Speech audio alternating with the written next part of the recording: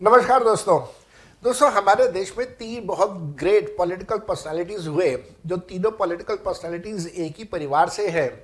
तीनों हमारे देश के प्राइम मिनिस्टर रह चुके हैं, तीनों एक ही पॉलिटिकल पार्टी से हैं एंड अनफॉर्चुनेटली तीनों की डेथ हो चुकी है। यस, आपने बिल्कुल ठीक गेस किया। ये तीन हैं पंडित जवाहरलाल नेहरू, उनकी बेटी इंदिरा गांधी और इंदिरा गांधी जी का बेटा राजीव गांधी।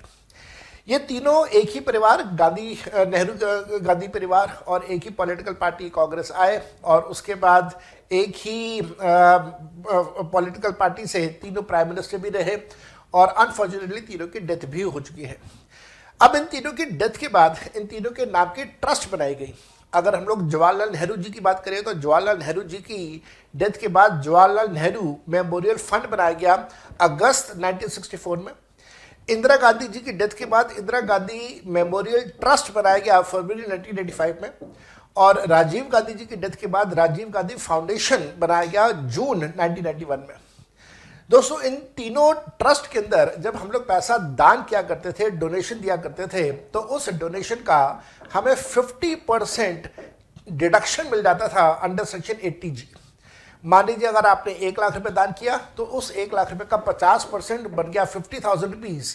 तो हमारी इनकम में से 50,000 रुपए कम करके बाकी के इनकम के ऊपर हमारे से इनकम टैक्स चार्ज किया जाता था।